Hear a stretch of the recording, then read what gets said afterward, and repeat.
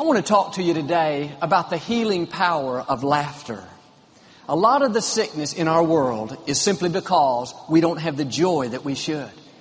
When we live uptight and on edge, it causes headaches, digestive problems, lack of energy, we don't sleep well. Much of this would go away if we just learned how to deal with the stress properly. And one of the greatest stress relievers God's given us is laughter. Laughter is like taking medicine. It not only makes you feel better, but it actually releases healing throughout your system. When we laugh, it restores and rejuvenates what the pressures of life have taken out. Most people today don't laugh as much as they should. They don't take time to play. They're too stressed to have any fun. We need to get back in balance.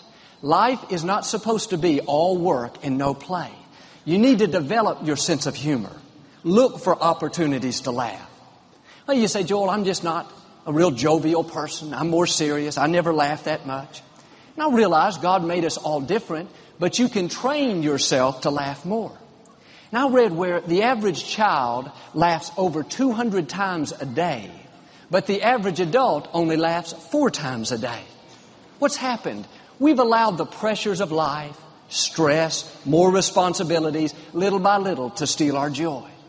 And some of you today, you have not had a good, hearty laugh in 27 years. Your laugher is rusted and needs to be overhauled. You don't know how much better you would feel. You don't know how much more energy you would have. If you'd make a decision, you're just going to lighten up and learn to laugh more often. Not once a month, not once a week, but every single day. Don't ever lose the child that's on the inside. Just because we get older doesn't mean we're supposed to get all solemn to where we never have any fun. We borderline on being grumpy. No, every healthy adult needs to have a child on the inside.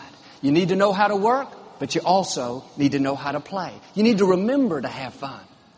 I think about my father. When he was 75 years old, he would still laugh and kid just like he did when he was 20 years old. He was responsible, he was serious, but he knew how to have fun.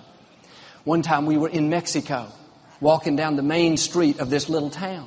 And these American tourists came up to my father, a husband and a wife, and they were looking for the post office. They couldn't find anybody to speak English. They thought, well, we finally found somebody that looked like us. And they said to my father, do you know where the post office is? My dad looked at them real strange. He said, no comprende. No comprende español, amigo. They thought, oh no, he speaks Spanish too. So they said it real dramatically. Post office. Daddy shook his head, no comprende. They got frustrated, said it even more dramatically. Post office. Mail a letter. Daddy brightened up and said, post office? They got real excited. Yes, post office. Daddy said, if you're looking for the post office, it's right around the corner. That man said, boy, I ought to whoop you. Don't ever lose the child on the inside. It is healthy to have fun. I read where one of the common ingredients in people that live way up into their 90s wasn't their exercise routine, wasn't their diet. It was the fact that they were extremely joyful people. They never forgot how to laugh. I met a lady in the visitors line a few years ago after service. She was 96 years old and as healthy as can be. Her mind was sharp. Her skin was beautiful. Her eyes were bright. But what stuck out to me was how happy she was. She knew no stranger. Everybody was her best friend. She was hugging all the people in the line. I mean, she was a breath of fresh air. And she was wearing this real bright, colorful, kind of fancy dress. After we talked, I hugged her, and as I was leaving, I just said in passing, I believe when I'm 96 years old, I'm going to look just like you. She leaned over and whispered in my ear, just don't wear the dress. I thought, no wonder she's so healthy. She still has a sense of humor. She still knows how to laugh. And think about all those years of healing flowing through her body. And I realize we're all going to get older. Eventually we're all going to die. But I've made up my mind, I'm not going to die a grumpy old man. I'm not going to get more and more sour the older I get. I'm going to stay full of joy. When it's my time to go, I'm going to go with a smile on my face, a laugh in my heart, and a joke in my pocket. Dr. Stuart Brown is the founder of the National Institute of Play. He became interested in the effects of laughter and play in our lives when the governor of Texas asked him to investigate the tower shootings there on the campus of the University of Texas. This was back in 1966. And as he talked with this troubled young man that had killed all these people, one thing that stuck out was this young man had never played as a child. He grew up in such a dysfunctional home, he could never remember ever laughing or even playing. Dr. Brown went on to investigate the other inmates on death row in Texas that year, and he discovered not one of them had a normal childhood. Not one of them could ever remember laughing, playing, or having a good time.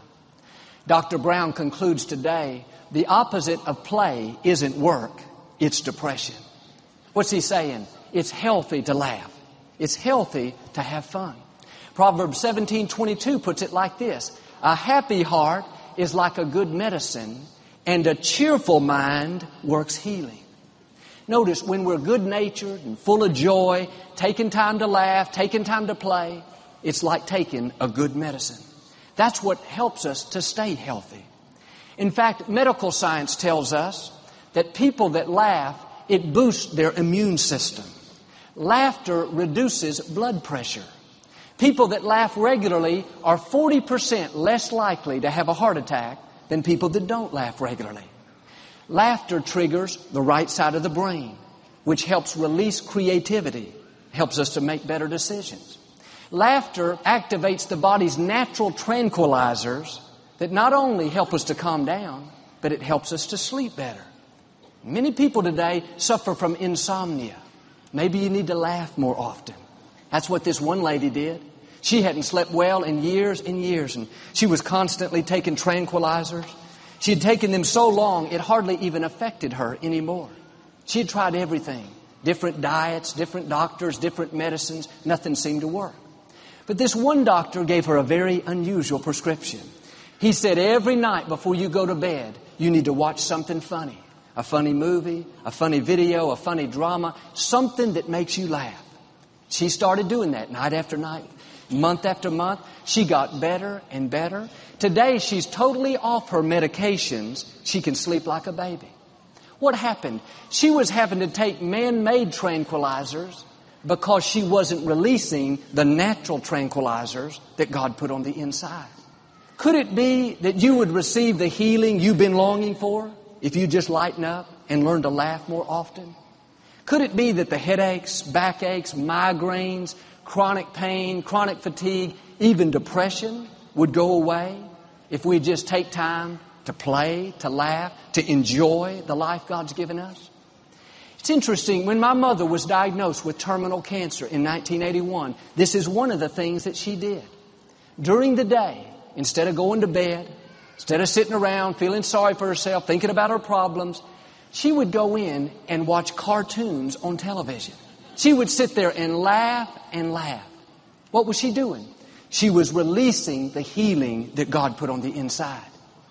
She couldn't find something funny to watch. She'd just go look at my brother Paul. That always made her laugh. There's too much sickness in our world today. Much of it is related to the sadness. It's directly related to the fact that we don't smile enough. We live uptight and stressed out. What's happening? There's a healing power that we're not tapping into. There's a medicine available. A cure that's completely free. It has no side effects. You can take it as often as you'd like. I'm going to give you a prescription today. Every day, at least 3 times, find something funny that makes you laugh out loud. Not a laugh on the inside, not a chuckle down in here. No, release that joy out loud. Release those endorphins on the inside. Activate your natural tranquilizers. Every time you laugh, it boosts your immune system. It reduces your blood pressure. Tension is leaving and creativity is coming. And if you'll stay on this prescription and laugh every day with a happy heart, having a cheerful mind, then you're going to sleep better. You're going to get more done. You'll have more energy. You're going to make better decisions. You'll be more creative. I believe even some of these areas of chronic pain, chronic fatigue, you'll begin to see them go away. Have a good friend that's a doctor. He told how this lady came in that has a severe case of fibromyalgia. It's very painful. She would spend hours a day in bed suffering. She had chronic fatigue, no energy. She was in poor health, both physically and emotionally. She'd gone through tough times and lived a basically very depressed life. And the doctor gave her medication to treat the pain, but he knew that was only dealing with the symptoms and not the root cause. After he talked with her a while, he realized just how depressed she was. He asked her a very interesting question. He said, "How long has it been since you've had a good, hearty laugh?" The lady thought about it a moment. She said, "Doctor, I haven't laughed like that in over 30 years since I was a child." He said, "Well, here's your prescription. You need to go find every funny movie you can watch. Go find every funny book you can read and laugh as much as you possibly can." She began to do just that. Instead of sitting around feeling sorry for herself, she began to laugh. Little by little, she got her joy back. And every day, she would laugh more and more. She started feeling better. The pain began to subside. She got her energy back. 3 months later, she went back to the doctor for her checkup. He said the moment she walked in, he could tell something was different. There was a sparkle in her eye, a spring in her step, a smile on her face. She said, "Doctor, I've never felt so good in all of my life." Month after month, as she continued to relearn how to laugh, eventually all those diseases left her body. Friends, there is healing power in laughter. When you have a joyful spirit constantly on the inside, health and healing are flowing. Let me ask you what the doctor asked her. How long has it been since you've had a good, hearty laugh? A day, a week, a month, a year, 10 years? Make sure you're taking your medicine. I know when I've had a hard day and I feel pressured and uptight, it causes me to have a backache. Right down the center of my spine, I can feel this pain, and I know it's just from tension. And I do just what I'm asking you to do. I'll go play with my children. They always make me laugh. Or I'll watch something funny on television. Invariably, after a few minutes of laughing, that pain is totally gone. It's just like I had a good massage, but it was a lot cheaper. The medicine I'm talking about today can save you a lot of money. It can save you from buying sleeping pills and tranquilizers and antidepressants. Laughter releases the body's natural medicines. It can not only bring physical healing, but laughter will help strengthen our relationships. The other day, I walked into our bedroom. Victoria was over in the corner reading something with her back to me. And I'd got home a lot earlier than I'd planned, and I realized when I walked in that she didn't hear me come in there. I debated whether I would say something, but I thought I would startle her. So I thought I'd just let her naturally turn around. Maybe that would be better, but it was just the opposite. About that time, she turned around, and when she saw me, she must have jumped this high in the air. I know they say white people can't jump, but she got up. I could not help it.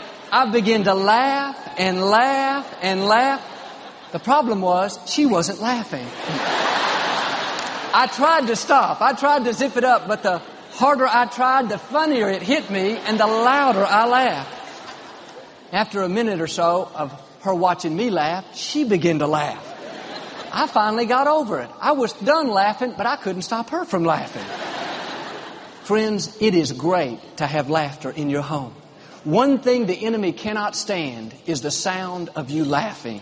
He cannot stand the sound of husbands and wives, family members having fun together. He wants there to be so much strife and tension and pressure that we never have any joy in our home. Don't fall into that trap. It's one thing I appreciate about Victoria. She loves to laugh. She keeps a fun atmosphere in our home. And when Victoria laughs, she doesn't laugh to herself. She doesn't laugh under her breath. When she laughs, it fills the whole house with joy. Do you know laughter is contagious? I can be sitting back in the back of the house, minding my own business, watching television, but I'll hear her laughing and laughing. Before long, I find myself laughing just because she's laughing. I finally have to go in and find out what's so funny. The other week, she was just laughing so much, and so I went in, And she had found a picture of our son Jonathan when he was just a little baby, maybe 6 or 8 months old. I'd forgotten about it, but we had put a wig on him with sunglasses. It looked like a little baby Elvis. We laughed so hard. Listen, the family that can laugh together is a family that will stay together. Victoria and I have been married. We've been married going on 22 years. People always ask us, what's the secret of a healthy marriage? We always tell them 2 things. Number 1, respect. Always be respectful. Even when you disagree, be respectful. And number 2, laughter. Don't ever stop laughing together. Keep your home fun. Some of you today, you would see your relationship go to a new level if you'd get some joy back in the home. You've allowed the pressures of life, the water that's already under the bridge, to sour your outlook about that other person. But you need to remember the reason why you fell in love. Remember the things you used to do together, how you used to have fun and laugh. If you would bring that joy back into the home, you would see a freshness, a new life in your relationship. It's what some friends of mine did. They were struggling in their marriage, and they were good people. They loved each other, but they just had a lot of pressure and a lot of issues that had been pulling them apart. They decided to take one night a week and go rent a funny movie and watch it together. They sat there and laughed and laughed and laughed. They told how something so simple had a major impact. It changed the atmosphere of their home, brought a newness into their relationship. If you can laugh together, it'll help you to stay together. Laughter not only reduces tension, but when you're full of joy, it draws people to you. Laughter helps bring down the walls. You can meet a total stranger, but if you ever laugh together, the defenses come down. And I've found that when we're good-natured and we know how to laugh, we're friendly, we smile, you're going to see more of God's favor. I was at an airline counter a few years ago, and I needed to change my tickets. We'd moved our departure date up a couple of days, and I already knew it was going to cost a couple $100 extra. And so I handed the lady my tickets and told her what I needed to do. She said, well, that's going to be $50 extra per ticket. And I kind of laughed. I said, yeah, I know. Somebody already told me that. She looked at me so strange. She said, why are you laughing? Why are you so happy? I didn't even know I did it. I said, I don't know. I guess I'm just a happy person. Well, she went to work, and a few seconds later, she handed me my tickets back. She said, I'm not going to charge you anything extra. We need more happy people around here. The rest of that day, I went around smiling and laughing at everybody I saw. Being joyful draws people to you. But when we're all serious and all work and no play, this pushes people away. Here's another key. Be willing to laugh at yourself. Don't be so uptight and stiff and defensive, insecure, that if you do something kind of dumb or you make a mistake that you can't laugh about it.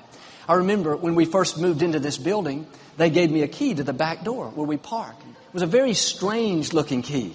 It was small and oblong, kind of fat, plastic. I'd never seen anything like it before. I got to the door and I tried to figure out how to get it in, but there was no place to put it. And I was sticking it up to the doorknob, kind of jiggling around, thinking maybe something would pop out, but I just couldn't get it to work. Finally, I had to go get the security guard after about 10 minutes. And I told him what I was doing and how I'd been doing it. And he said, well, Joel, let me just come over there and show you how to do it. And so he took my key. When he got to the door, he reached up to the side of it and touched an electronic panel. I didn't even know what that was up there. And when he touched the panel, the door automatically opened. And when he realized what I had been doing, trying to take this thing up here and put it in the doorknob, he began to laugh and laugh and laugh. And at first, I wasn't sure I was going to laugh. I had to pray about it. You've heard that saying, if you can't beat them, join them. I finally thought that was pretty dumb, so I started laughing with him. A few years ago, right before I came up to minister, Victoria told me that my hair was sticking up in the back, and I needed to go spray it with some hairspray. I said, okay, where's the hairspray? She said, it's in the bathroom back there on the shelf in a red can. And so I ran back there as fast as I could, and I found it, and I sprayed and sprayed and sprayed, but that hairspray would not keep my hair down. So I sprayed it more and more. Well, after the service, Victoria said, Joel, why didn't you spray your hair? It was still sticking up. I said, Victoria, I did spray. But that hairspray you gave me doesn't work. I sprayed and sprayed. She said, well, show me what you used. I went in there and got it out. She looked at it and said, Joel, this isn't hairspray. This is air freshener. I just smiled. I said, you know what? I got the best smelling hair around. Do you know, every time you've laughed today, you've gotten healthier. Every time you've laughed, you've gotten stronger. Even though you've done it at my expense. But have you noticed these days people are so uptight? They can't laugh with their children. They're too stressed. Or, Joel, I can't lighten up and have fun. Have you seen the news reports? These are troubling times. No, it's just the opposite. The more difficult it is, the more we need to activate our joy. The more pressure, the more we need to look for opportunities to laugh. And today, every other minute, you hear doom and gloom. It's going to be so bad. It's going to get much, much worse. You probably won't make it. If we're not careful, we'll fall into that trap of thinking, this is no time to enjoy my life. This is certainly no time to laugh. No time to have a sense of humor. But now more than ever, you need to activate your joy. In fact, it says in Job 5:22, at destruction and famine, we should laugh. That doesn't seem to make sense. You mean we're supposed to laugh at famine? We're supposed to laugh in difficulties? That's exactly right. It's because in tough times, that's when it's easiest to lose your joy. When you lose your joy, you lose your strength. When you don't have strength, you'll drag through the day defeated. When you're not strong, you'll catch diseases that you shouldn't have. Your immune system is run down. You're tired, you're worried, you're worn out. God says, I've got a solution. In difficulties, cheer up. In famine, laugh. Keep your joy. Friends, I believe you can laugh your way to victory. You can laugh your way to better health. You can laugh your way to more energy. It says in Psalms 2:4 that God sits in the heavens and laughs. Can you get a picture of that? Right now, God is on the throne. He's not mad. He's not worried about the economy. He's not upset with you and me. What's He doing? God's laughing on the throne, full of joy. Goes on to tell us in Psalm 37 why He's laughing. Because He can see the destruction of the enemy coming. In other words, the reason God laughs is because He knows the end of the story. He knows the final outcome. And the good news is, you and I win. God always causes us to triumph. It's just like we are in a fixed fight. Imagine you're going to watch the Super Bowl, but you already know the outcome. You already know who's going to win. No matter how far behind the winning team falls, no matter how bad it looked for them, you wouldn't get upset. You wouldn't be worried. Why? You've got inside information. You know the final outcome. That's what God is saying. When it gets tough and things don't look like they're going to work out, we can laugh by faith knowing that God has already written the final chapter. God has already recorded the victory in your favor. And He's saying, in famine, when it gets tough, you need to look that trouble in the face and say, ha, ha, ha, I know the outcome. God has destined me to win. He's already got the roses for my neck. He's already seen me standing on the winner's circle. What are we saying? God is supplying all of my needs. He's healing all of my diseases. He's fighting my battles for me. He's my vindicator, my way maker, my deliverer. He's given me the desires of my heart. This is what Abraham did. God gave him a promise that he was going to have a child.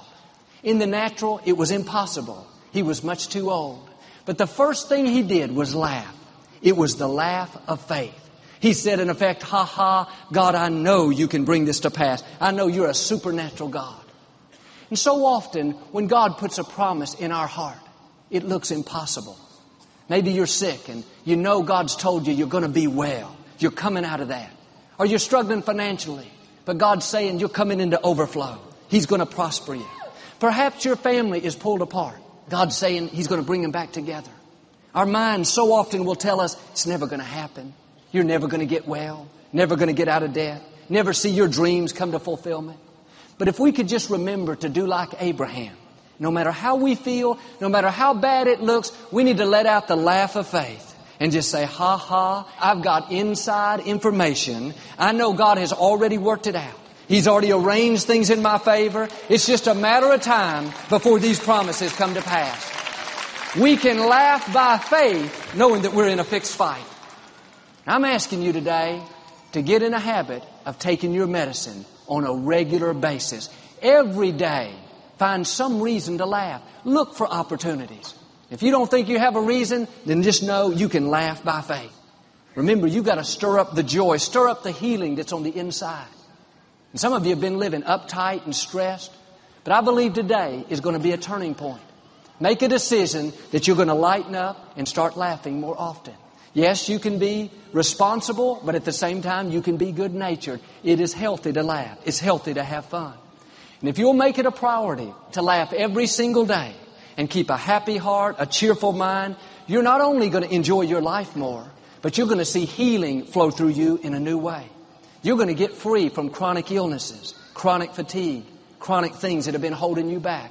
You're going to see your relationships go to a new level. God's going to pour out His favor in a greater way. And just like with Abraham, every promise, every dream, every desire God's put in your heart, no matter how impossible it looks, I believe and declare you're going to see God bring it to pass. Amen. Do you receive it today?